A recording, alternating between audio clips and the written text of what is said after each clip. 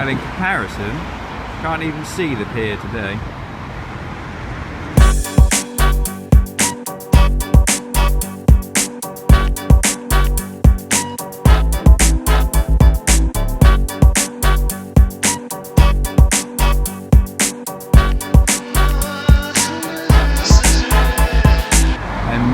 Just found the pier.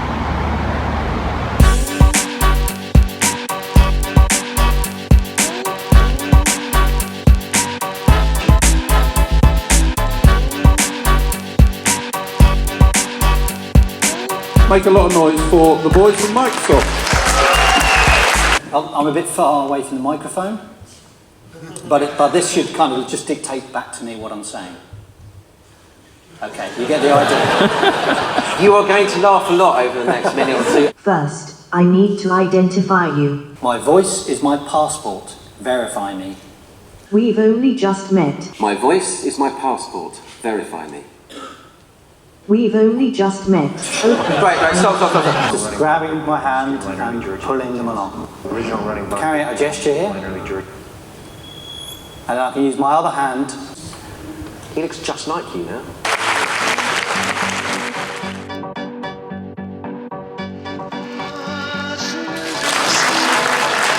A sort of illustrator.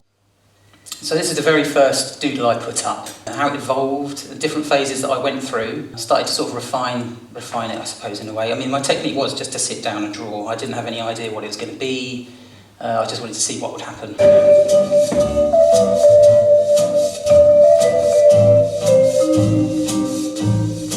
And say yes to stuff. I've put a little asterisk there because just as a sort of caveat thing, don't say yes to everything. And yeah, keep going, really. You know, every time you put something out there, you're building like a body of work.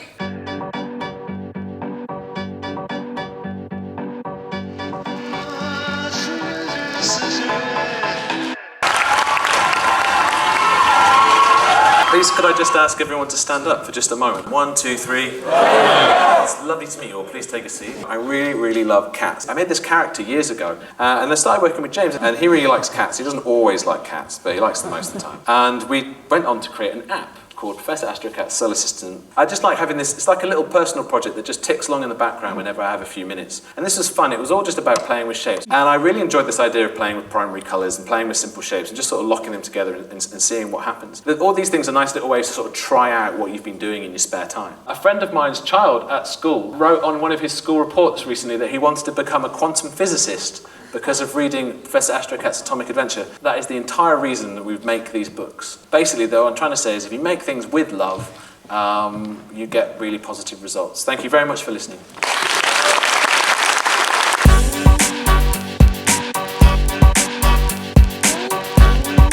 Genevieve Coulter. Thank you, John, for your introduction, and I'm glad to be here. To go out of my comfort zone is just a nightmare. Hands, who has seen him before? Okay, hands down, who has not seen him before? Oh, you got a treat. Loads of noise. Mr. Bingo.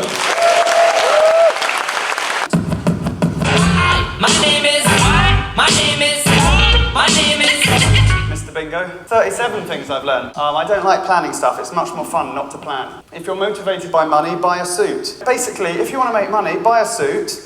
Go to work every day on a train, on a little commuting train, crammed in like a sardine, reading your boring newspaper, then go into your office, sit at your desk and type on your little computer, and hopefully you'll make lots of money to kind of offset the fact that your life is a bit shit and boring.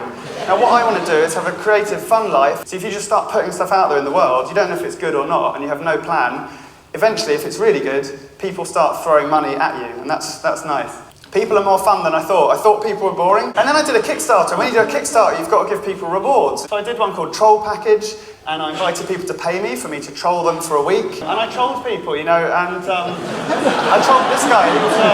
He's a graphic designer from Manchester.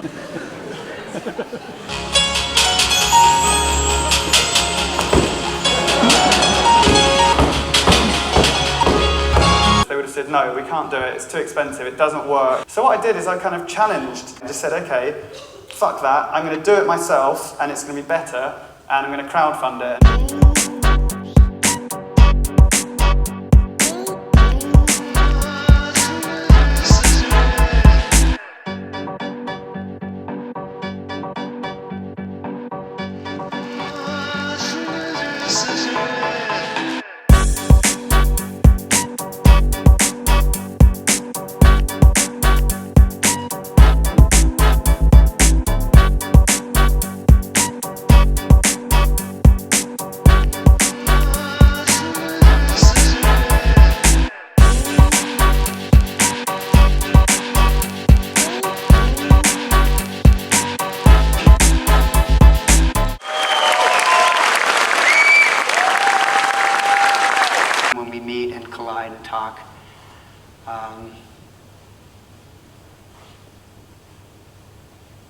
It's also just really fun to watch. Here's the first time I actually ran that program. I begin with that simple object and then I arrange them in different ways. You know, it's just kind of forcing yourself through this process, trying to discover something new.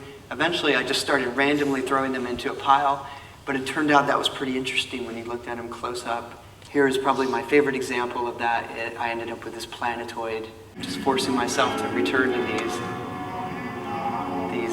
emotions of wonderment as a child.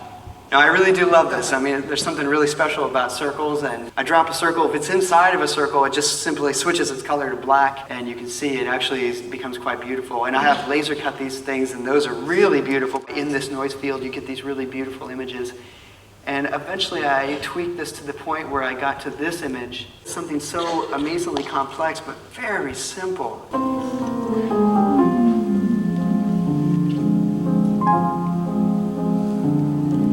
First one is do something every day. Even if it's just pushing a square around the screen, force yourself to open that environment, whatever it is you're working in, and just do something. The second one is what separates a good programmer from a great programmer?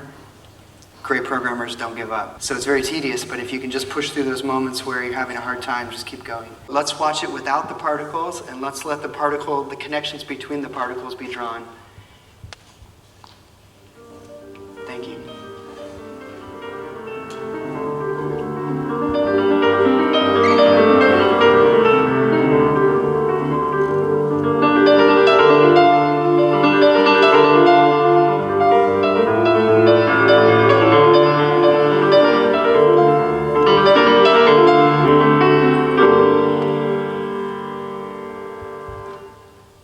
Drives him to continue doing that? Is it just your lust for numbers, or go on?